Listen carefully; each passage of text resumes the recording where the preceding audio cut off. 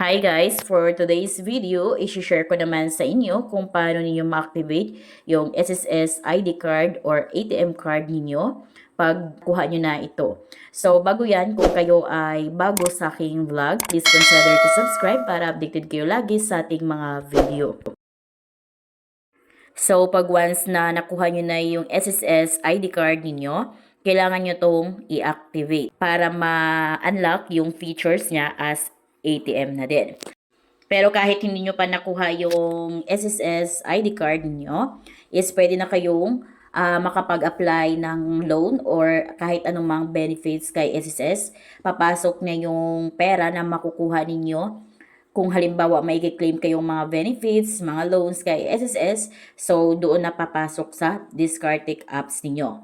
Again, kahit hindi nyo pahawak yung SSS card ID ninyo, is pwede na kayong makapag-process ng inyong mga gustong i-claim kay SSS. Magagamit nyo na to through your Discartec app. So, doon papasok ang pera na kukunin ninyo. Ngayon, pag once na hawak nyo na yung SSS ID card ninyo, pumunta lamang sa pinakamalapit na RCBC ATM machine. So, hindi pwede sa ibang bank, kundi sa RCBC bank lamang. So, pagkadating nyo dun sa RCBC, i-insert nyo lamang itong ID card ninyo para ma-activate na siya as ATM card na din.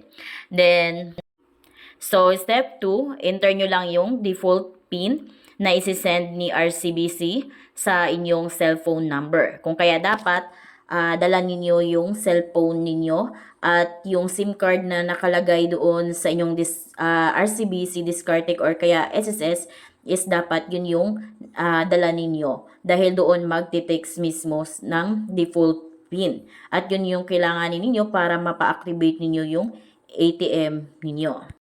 So, tandaan nyo yung magiging PIN ninyo dahil every time na magwi-withdraw kayo gamit yung SSS ID ATM card ninyo is ito na yung magiging PIN ninyo. Then, take note na huwag nyo na din gawing PIN yung inyong birth date para hindi madaling mahulaan ng mga hacker or kaya mga scammer. Para naman sa mga naglalagay ng PIN number na less than 4 digits, so click nyo yung enter para makapag-proceed kayo.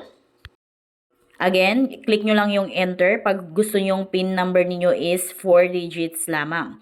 Pero kung 6 digits naman yung inyong ilagay, so diretso na yan mag-i-enter. So, pag once na 6 digits yung ilalagay nyong PIN, so mas secure siya. So, I suggest 6 digits PIN number yung ilalagay ninyo.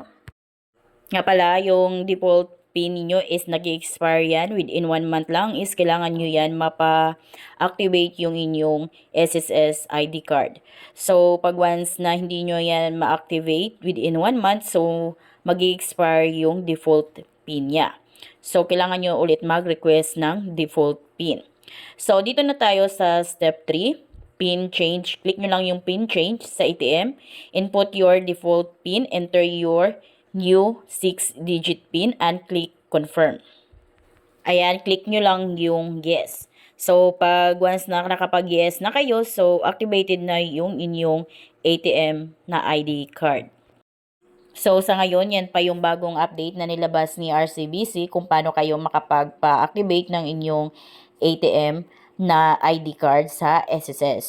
So, from time to time, may bagong update sila. Kung kayo ay bago dito sa aking vlog, please consider to subscribe para pag may panibagong update na naman dito kay SSS, so magiging updated din kayo. So, ganun lang guys. Thank you for watching.